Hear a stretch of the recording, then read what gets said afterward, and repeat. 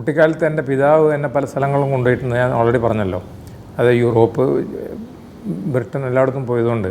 അതുകൊണ്ടായിരിക്കാം എന്നിലൊരു എന്താ പറയുക, ഒരു ട്രാവൽ ബഗ് എന്നെ ബൈറ്റ് ചെയ്ത മാതിരിയുണ്ട്.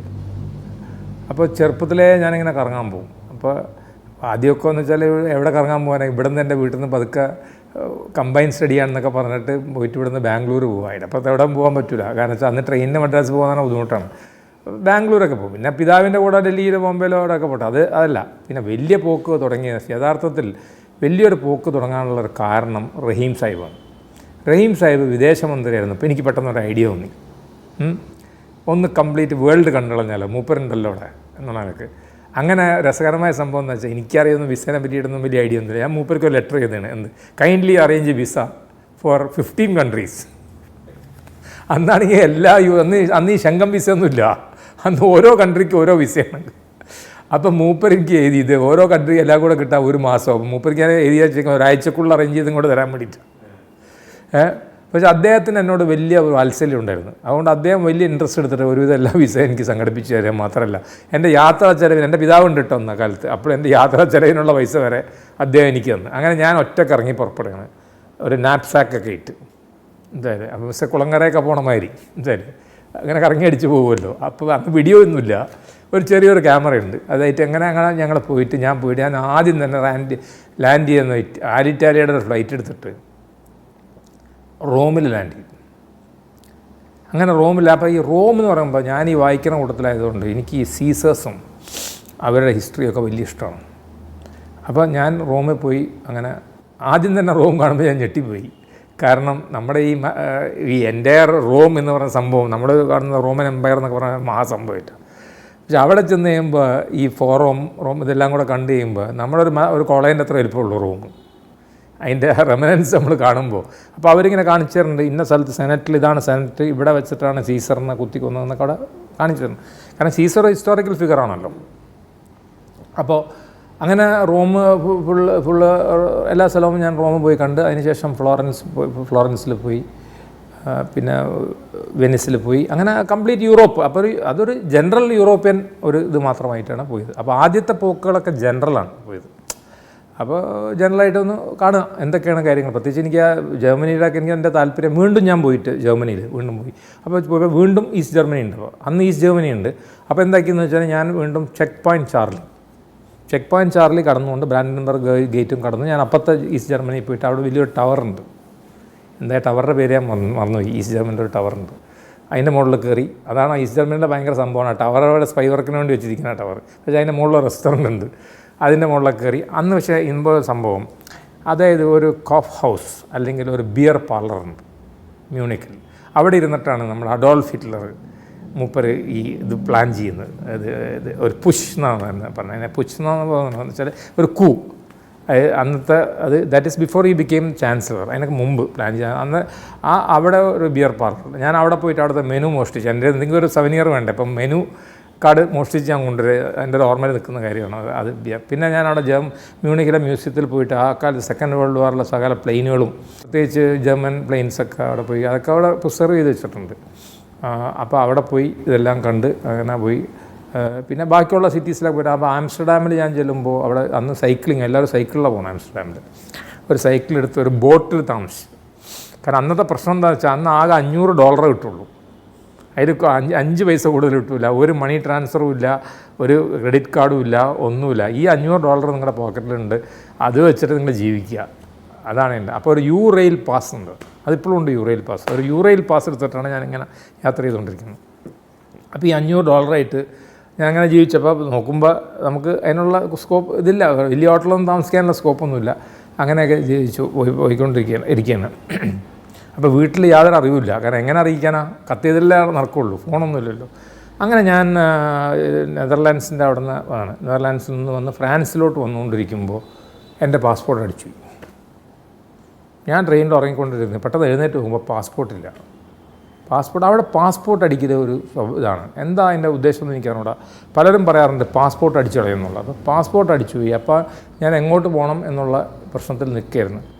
അപ്പോൾ ഞാൻ ഉടനെ തന്നെ ഇന്ത്യൻ കോൺസുലേറ്റ് അവിടെ പാരീസിൽ പോയി കാര്യങ്ങളൊക്കെ, എംബസി പോയിട്ട് കാര്യങ്ങളൊക്കെ പറഞ്ഞു. കാരണം ഇപ്പോൾ അവർ ഉടനെ തന്നെ ഞാൻ റഹീം സാഹിബിൻ്റെ സണ്ണിലോ ആണെന്നുള്ളതൊക്കെ അവരുടനെ അവിടെ വിളിച്ച് ബന്ധപ്പെട്ടു.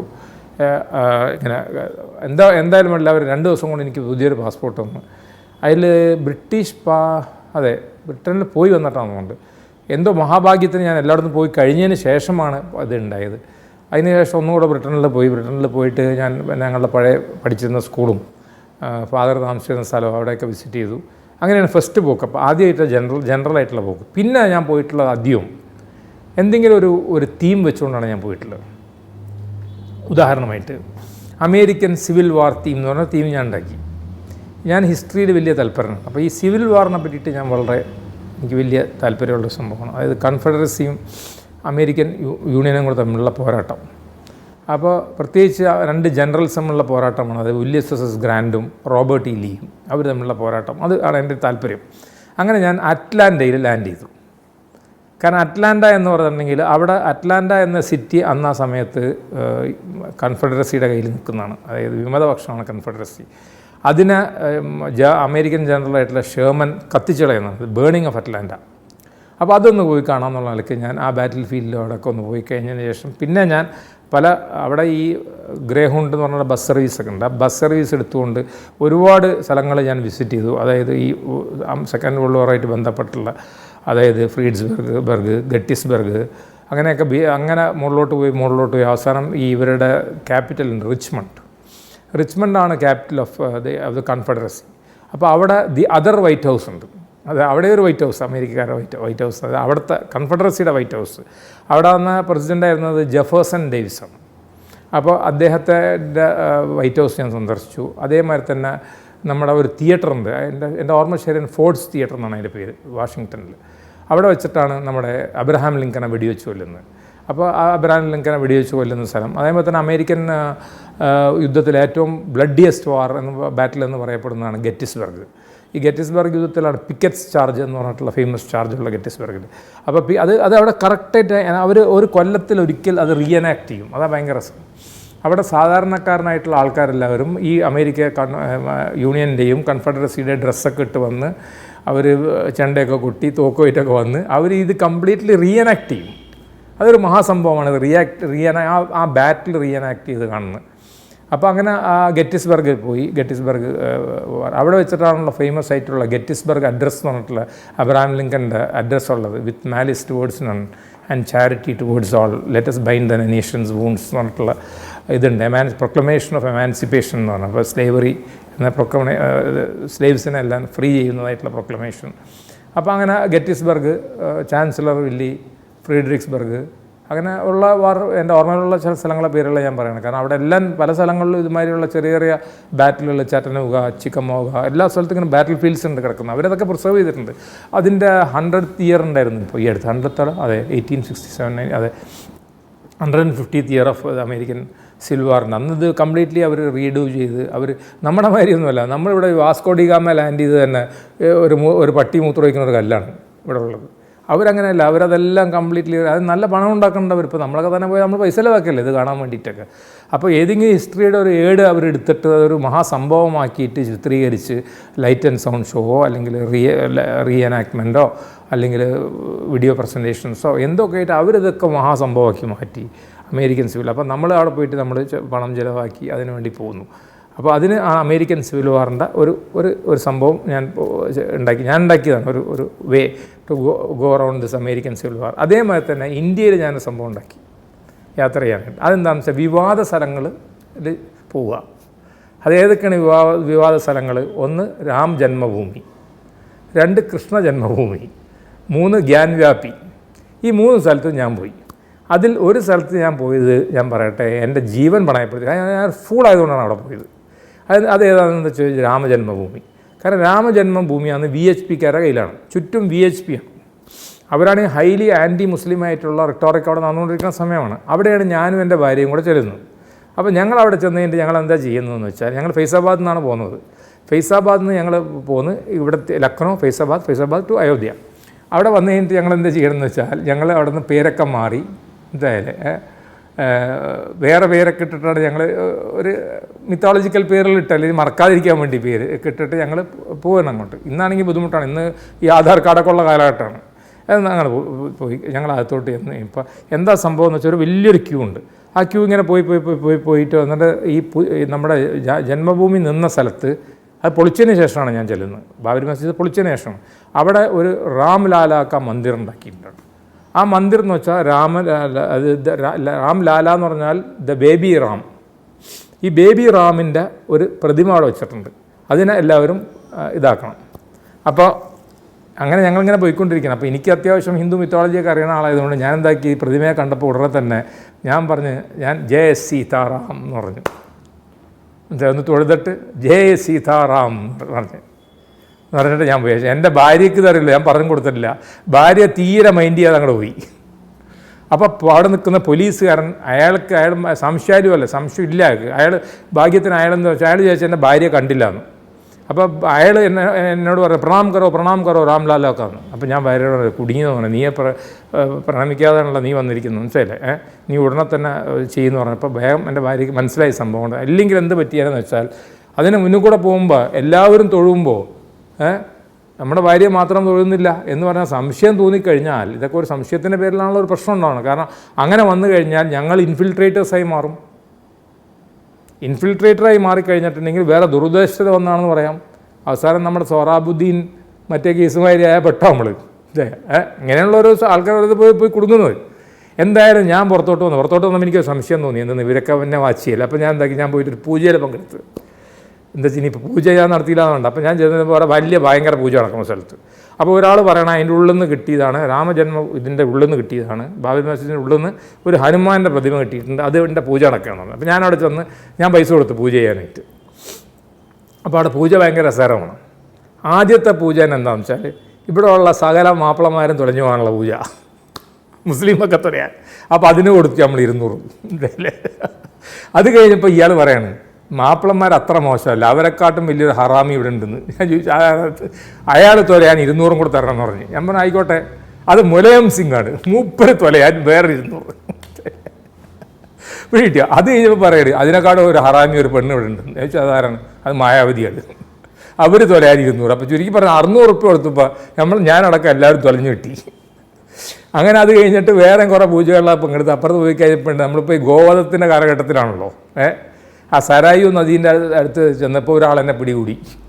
അയാൾ പറഞ്ഞു എന്തായാലും ഗോമാതേനെ നമ്മൾ പരിരക്ഷിച്ചേ പറ്റുള്ളൂ, ഒരു പൂജ വേണം. ഞാൻ ആയിക്കോട്ടെ. അപ്പോൾ ഒരു പശുവിനെ പിടിച്ചു കൊണ്ടുവന്ന് പശുവിൻ്റെ വാലിൻ്റെ മുകളിൽ എന്തോ കൂടെ കെട്ടിയിട്ട് എൻ്റെ പൂർവികർക്ക് വേണ്ടിയിട്ട് ഒരു പൂജ എന്ന് പറഞ്ഞു. ഞാൻ ആയിക്കോട്ടെ, കുഴപ്പമൊന്നുമില്ല, നമുക്കൊന്നും നഷ്ടപ്പെടാമല്ലോ, ആയിക്കോട്ടെ ഒരു പൂജ. ആ പൂജകളൊക്കെ കഴിഞ്ഞ് കഴിഞ്ഞാൽ ഭയങ്കര അവസാനമാണ് ഇതിൻ്റെ ഏറ്റവും വലിയ തമാശ ഉള്ളത്. അത് കഴിഞ്ഞ് കഴിഞ്ഞപ്പോൾ കാറിൽ തിരിച്ചേറിയപ്പോൾ ഒരാൾ എന്നോട്, കാറിൻ്റെ ഡ്രൈവർ എന്നോട് പറഞ്ഞ് നിങ്ങൾക്ക് എന്താ ഭ്രാന്തുണ്ടോയെന്ന് ചോദിച്ചു. ഞാൻ ചോദിച്ചു എന്ത് പറ്റി, നിങ്ങളെല്ലാം ഈ പൂജക്ക് പങ്കെടുക്കുമോ എന്ന് ചോദിച്ചു. അപ്പോൾ ഞാൻ ചോദിച്ചു वो हरामी लोग जो है वो कह रहा है कि मुलायम सिंह का खिलाफ में पूजा हो रहा है, मुलायम सिंह हमारा सरदार है, हम यादव है. ഇവൻ യാദവനാണ്. ഇവൻ പറഞ്ഞു ഇവന്മാരെ പൂജയൊന്നും ഇവിടെ ഭരിക്കാൻ പോകുന്നില്ല, നമ്മുടെ നേതാവ് മുലായം സിംഗ് ജിയാണ്. എന്തായാലേ മുലായം സിംഗ് ആ ഫയറിങ് ചെയ്തതിനാണ് പൂജ നടത്തിയത്. മുലായം ഫയർ ചെയ്തല്ലോ സ്കർസെവെക്സിന്. അപ്പോൾ അതുകൊണ്ട് ഒരു ചുക്ക് കൂടെ നടക്കാൻ പോകണില്ല, ഇതൊക്കെ നിങ്ങളുടെ പൈസ പോയി എന്നല്ല, നിങ്ങളൊരു ഭയങ്കര ഫൂളാന്നല്ലേ ഡ്രൈവർ ഇങ്ങോട്ട്. അപ്പോൾ അവൻ മൂപ്പരൊരു യാദവാണ്. അപ്പോൾ എനിക്ക് ഏകദേശം മനസ്സിലായി അവിടുത്തെ കാസ്റ്റ് പൊളിറ്റിക്സ് എന്താ അവിടെ നടക്കുന്നത്. അപ്പോൾ അങ്ങനെ പോയി. അതിനുശേഷം ഞാനും നമ്മുടെ ഇക്ബാൽ അസ്നൈൻ നമ്മുടെ വൈസ് ചാൻസലറായിരുന്നു, ഞങ്ങൾ രണ്ടുപേരും കൂടെ ഗ്യാൻവ്യാപിയിൽ പോയി.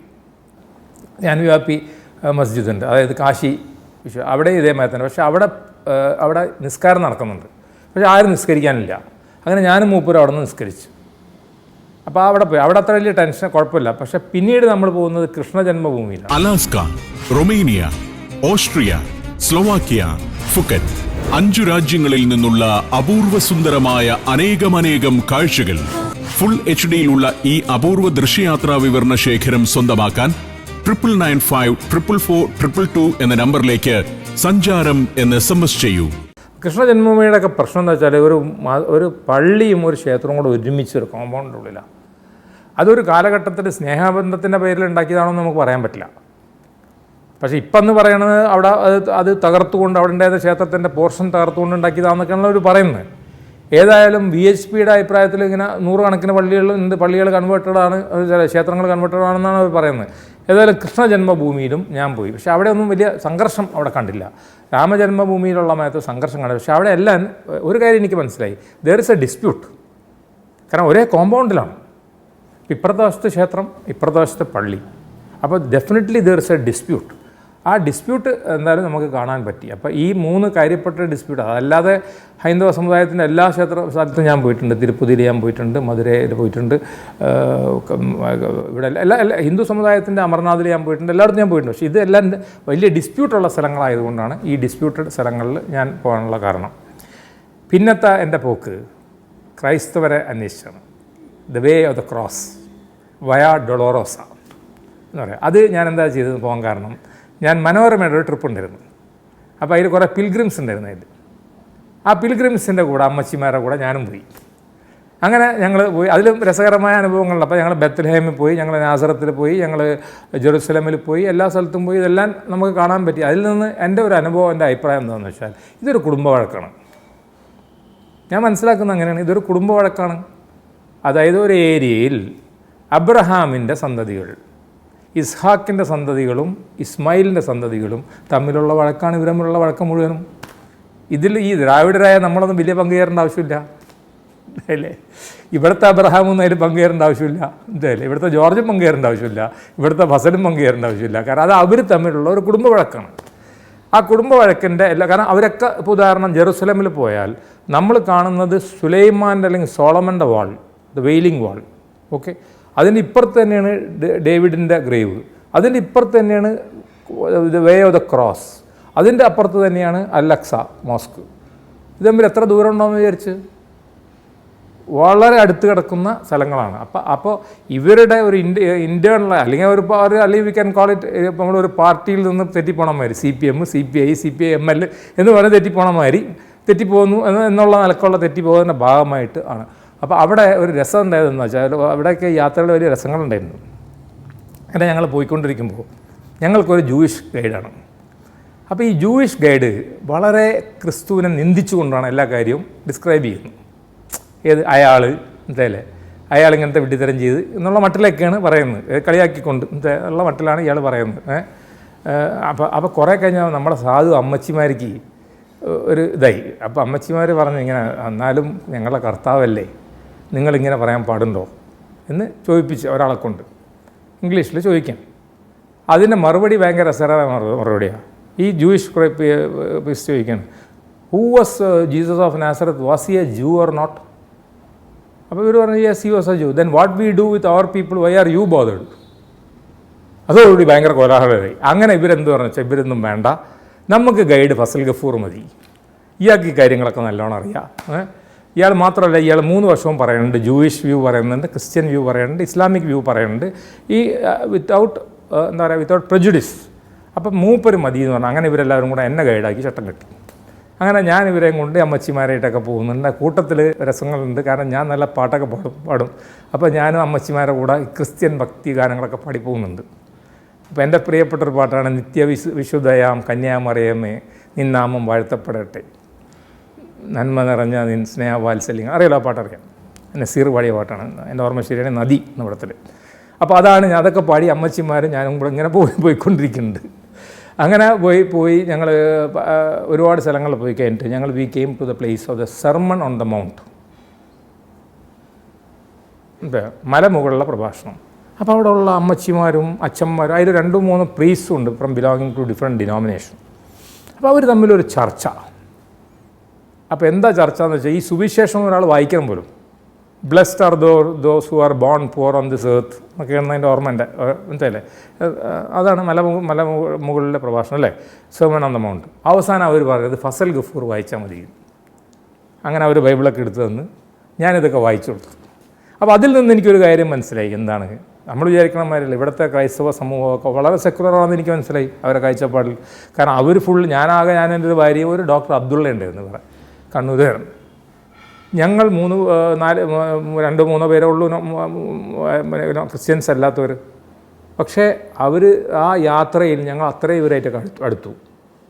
അവിടെ യാതൊരു തരത്തിലുള്ള റാൻകറും ഉണ്ടായിട്ടില്ല. കാരണം ഇതിൻ്റെ വീക്ഷണങ്ങളാണല്ലോ. അപ്പോൾ ഈ നമ്മളിത് വീക്ഷണമായിട്ട്, for example Christ the exact spot where Jesus of Nazareth was born, അത് സ്റ്റാർ ഓഫ് ബെത്ലഹേം, അതൊക്കെ അവിടെ മാർക്ക് ചെയ്തിട്ടുണ്ട്. അപ്പോൾ ഈവൻ ഖുറാനിലും അത് തന്നെയല്ലേ പറഞ്ഞിട്ടുള്ളത്. എവിടെ എന്താ ഖുറാനിൽ ഇതായിട്ട് യാതൊരു വ്യത്യാസമൊന്നുമില്ല. പിന്നെ whether he rose to heaven or whether he was crucified, രണ്ടായാലും ഇനിയോ സ്ഥലം വിട്ടുന്നമായൊരു ഉറപ്പാണല്ലോ. ഈ റിസറക്ഷനെ പറ്റിയിട്ടാണെങ്കിൽ തന്നെ വ്യത്യാസം എന്ന് വെച്ചാൽ ഖുറാനും പറയുന്നുണ്ട് that Jesus of Nazareth will return to millennium എന്ന് പറഞ്ഞിട്ടുള്ള സംഭവം ഖുറാനിലും പറയുന്നുണ്ട്. ദൈ കിങ്ഡം കം ഖുറാനിൽ പറയുന്നുണ്ട്. എന്തായാലും the arrival of the Antichrist, എന്തായാലും അതിൻ്റെ പേര് ദജ്ജാൽ എന്നാണ് ഖുറാനിൽ, അത് പറയുന്നുണ്ട്. അപ്പോൾ അതുമായിട്ടൊക്കെ ഉള്ള ബന്ധപ്പെട്ടിട്ടുള്ള ഒരുപാട് സംഭവങ്ങൾ നമ്മൾ ആ യാത്രയിൽ കണ്ടു. ജെറിക്കോയിൽ ഞങ്ങൾ പോയി. അതേമാതിരി തന്നെ ആ സമയത്താണ് ഞങ്ങൾ പലസ്തീൻ സ്റ്റേറ്റിൽ പോയി. ഈ പലസ്തീൻ സ്റ്റേറ്റ് അന്ന് എക്സിസ്റ്റ് തുടങ്ങി വെച്ച സമയമാണ്. അപ്പോൾ ഞങ്ങൾ പലസ്തീൻ സ്റ്റേറ്റിൽ പോയി. അപ്പോൾ ഒരു കാര്യം ഞങ്ങൾക്ക് മനസ്സിലായി, കോഴിക്കോട് മുനിസിപ്പാലിറ്റിക്കുള്ള അധികാരങ്ങൾ പോലും കോർപ്പറേഷനുള്ള അധികാരങ്ങൾ പോലും ആ സ്റ്റേറ്റിന് ഇല്ലാന്ന് മനസ്സിലായി. അപ്പോൾ that means we know what is going to happen under Netanyahu. ഇപ്പോൾ പുതിയതായിട്ട് വരുന്ന അദ്ദേഹത്തിൻ്റെ കീഴിൽ ഇവർക്ക് യാതൊരു തരത്തിലുള്ളതും കിട്ടൂല എന്നുള്ളത് എനിക്ക് മനസ്സിലായിട്ടുണ്ട്. അപ്പം അങ്ങനെ ഞങ്ങൾ എല്ലാ സ്ഥലത്തും ടെല്ലവീവ്, ബത്ലഹേം, നാസറത്ത്, ഈ എല്ലാ സ്ഥലങ്ങളിലും പോയി. അതുകൊണ്ട് ഒരു real study of the Christ of Jesus of നാസറത്ത് നടത്താൻ. അതേമാതിരി തന്നെ മറ്റോടത്ത് ഞങ്ങൾ പോയി നമ്മുടെ ഗലീലിയിൽ പോവുകയും മനസ്സിലായി അവിടെ വീഞ്ഞ്, അതിലൊരു തമാശ ഞാൻ പറഞ്ഞുതരാം. കുറച്ച് 3-4 ബോട്ടിൽ വീഞ്ഞ് ഇവിടെ കൊണ്ടുവന്നു, ഒരു മൊമെൻ്റോ എന്നുള്ള എനിക്ക്. അപ്പോൾ ഞാൻ കള്ളു കുടിക്കാറില്ല. എൻ്റെ ഭാര്യയാണെങ്കിൽ പറഞ്ഞത് ഇത് മദ്യമാണ്, വീട്ടിൽ കയറ്റരുതെന്ന് പറഞ്ഞു. അങ്ങനെ ഞങ്ങളെ കാർ ഷെഡിൽ ഇത് കൊണ്ടുവച്ച് സൂക്ഷിച്ചു വെക്കാനായിട്ട് ഒരു അലമാരിൽ കാർ ഷെഡിൽ ഈ ബോട്ടിൽക്കാർ അതൊരു സംഭവമാണല്ലോ എന്നുള്ള വീഞ്ഞ്, ഗലീലിയിലെ വീഞ്ഞ്. അങ്ങനെ ഒരു 2 ആഴ്ച കഴിഞ്ഞപ്പോൾ നമ്മൾ വീഞ്ഞോടെ പോയി തന്നെ വെച്ചു, വീഞ്ഞ് കാണാനില്ല. അങ്ങനെ ഞങ്ങൾ ഇതിനെ പറ്റിയിട്ട് ഇതൊക്കെ നടത്തി, ഇൻവെസ്റ്റിഗേഷൻ നടത്തി. അപ്പോഴാണ് മനസ്സിലായത് വീഞ്ഞ് ഒരു മമ്മ് എന്ന് പറഞ്ഞാൽ നമ്മുടെ ഡ്രൈവറിൻ്റെ മൂപ്പര് ഷാപ്പിട്ട്, മൂപ്പരിക്ക് എന്ത് ഗലീലി, മൂപ്പരതെല്ലാം അടിച്ചുവിട്ട് വീഞ്ഞ് ഷാപ്പിട്ട്.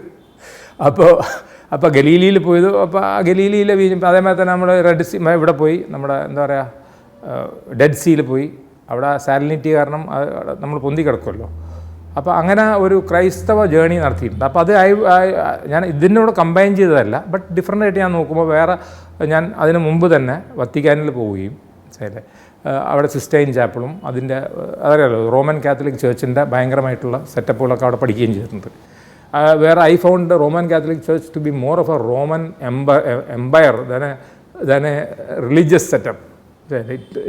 I think it has taken the trappings of the entire Roman. കോൺസ്റ്റൻറ്റൈൻ്റെ കാലഘട്ടത്തിൽ അത് when Rome took up this religion, Constantine ജസ്റ്റീനിയൻ്റെ കാലഘട്ടത്തിലാണല്ലോ ഇത് ടേക്കപ്പ് ചെയ്ത്. അപ്പോൾ അത് ആ trappings of that Roman Empire has passed on to the religion. അപ്പോൾ ഒരു ചെറിയൊരു വൈരുദ്ധ്യം അതിൽ കാണുന്നുണ്ട്. ക്രൈസ്റ്റായിട്ട് ഞാൻ അതിലൊരു വൈരുദ്ധ്യം കാണുന്നുണ്ട്. അതേപോലെ തന്നെ അന്ന് മുമ്പ് ഞാൻ ട്യൂറിനിൽ പോയി. അത് ഷ്രൗഡ് ഓഫ് ക്രൈസ്റ്റ് കാണാൻ വേണ്ടിയിട്ട്. ക്രൈസ്റ്റ് ജീസസ് ഓഫ് നാസറത്ത് മരിക്കുന്നതിന് മുമ്പ് അദ്ദേഹത്തിൻ്റെ പുതപ്പിച്ചിരുന്ന അതിൽ ആ കുന്തത്തിൻ്റെ എല്ലാം രക്തപ്പാടുകളൊക്കെ ഉണ്ടല്ലോ, ആ ഷ്രൗഡ് ഓഫ് ക്രൈസ്റ്റ് കാണാൻ വേണ്ടിയിട്ട് ഞാൻ ട്യൂറിനിൽ പോയിരുന്നു.